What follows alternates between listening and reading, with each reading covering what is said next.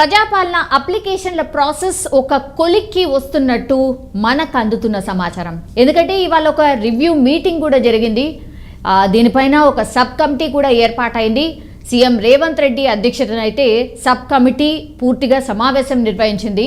ప్రజాపాలన application process ఎలా జరుగుతుంది, data entry కావచ్చు, లేదంటే దేనికోసం ఎవరు ఎక్కువగా అప్లై చేసుకున్నారు, అండ్ మిగతా గ్యారంటీస్ ఏవైతే ప్రామిస్ చేశారో అవి ఎప్పటి నుంచి ఇంప్లిమెంట్ చేయాలి, మరి ఫస్ట్ టేకప్ చేయాల్సింది ఏంటి, ఎందుకంటే పార్లమెంట్ ఎలక్షన్స్ రాబోతున్నాయి కాబట్టి మరి దానికంటే ముందు ఒకవేళ ఇస్తే ఏవి గ్యారంటీలు ఇవ్వచ్చు అనేటువంటిది కూడా పూర్తిగా డిస్కస్ చేసినట్టు మనకు అందుతున్నటువంటి సమాచారం.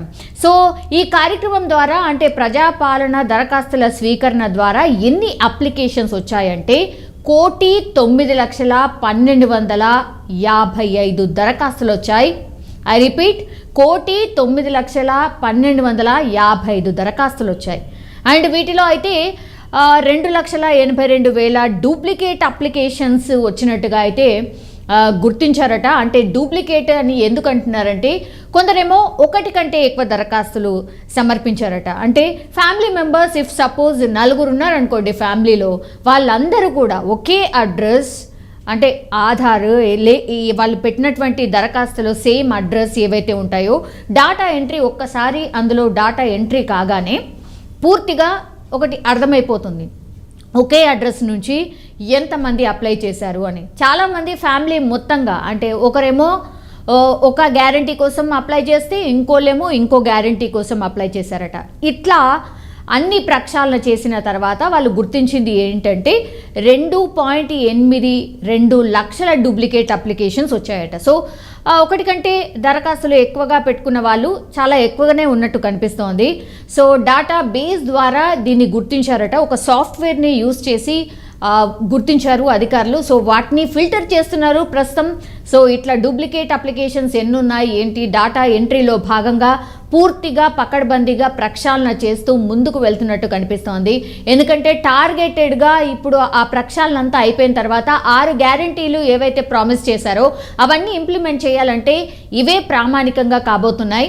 ప్రజాపాలన అప్లికేషన్స్ ఎవరైతే పెట్టుకున్నారో వాళ్ళందరూ కూడా ఎవరైతే అర్హులు ఉంటారో వాళ్ళందరికీ కూడా ఖచ్చితంగా ఈ గ్యారంటీలు ఏవైతే ప్రామిస్ చేశారో వాళ్ళందరికీ మేము ఇవ్వబోతున్నామని కాంగ్రెస్ పార్టీ పదే పదే చెప్తోంది. ఇప్పుడు ఉన్నటువంటి గవర్నమెంట్ పదే పదే చెప్తోంది.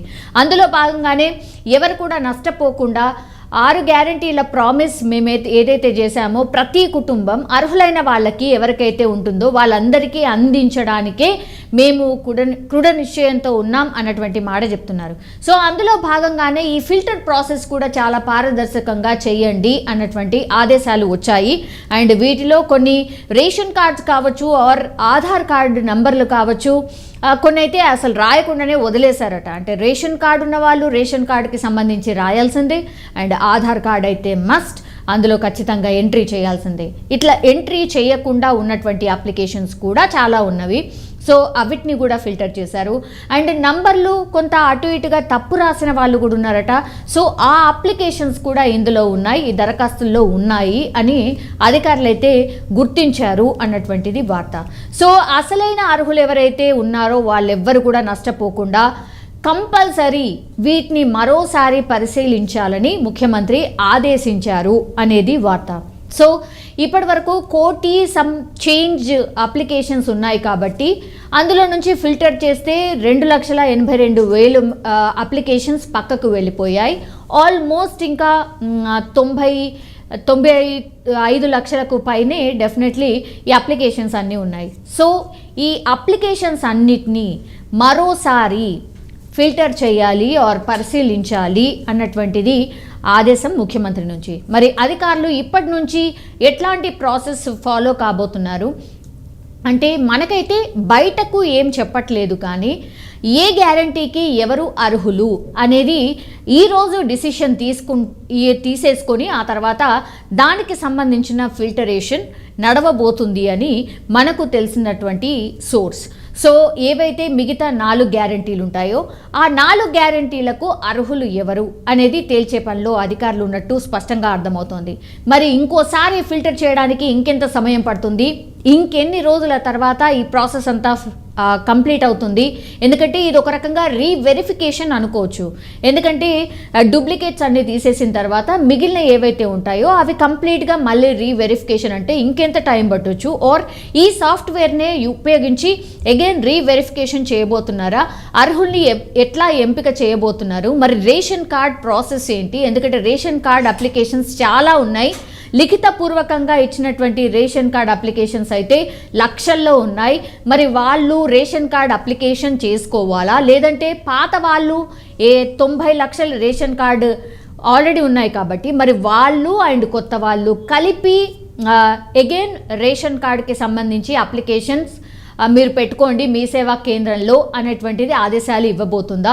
ఇవన్నీ కూడా క్వశ్చన్ మార్క్గా అలాగే ఉండిపోయాయి. కానీ ఈరోజు రివ్యూలో అయితే డూప్లికేట్స్ అన్ని తీసేసిన తర్వాత అగైన్ రీవెరిఫికేషన్ చేయండి, ఎవరు కూడా నష్టపోకుండా చూడాలి, ఖచ్చితంగా మనం ఏవైతే గ్యారంటీలు ప్రామిస్ చేశావో అర్హులందరికీ నష్టపోకుండా మనం అందించాలి అన్నటువంటిది ఆదేశాలు అయితే క్లియర్ కట్గా సీఎం రేవంత్ రెడ్డి అందరికి ఇచ్చినట్టయితే మనకున్నటువంటి సోర్స్ ద్వారా తెలుస్తోంది.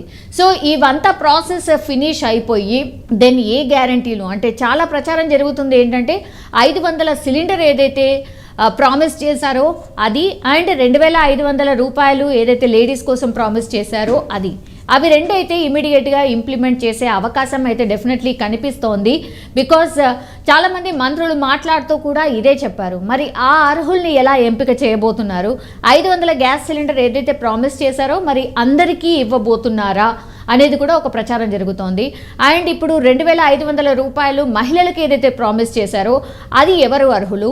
ఇవి రెండింటికి సంబంధించి త్వరలోనే 2 గ్యారంటీలు అని ఏవైతే పదే పదే చెప్తున్నారో ఇవే 2 గ్యారంటీలు ఉండబోతున్నాయి అన్నటువంటి వార్త అయితే వినిపిస్తోంది. కానీ అది ఎప్పటి నుంచి?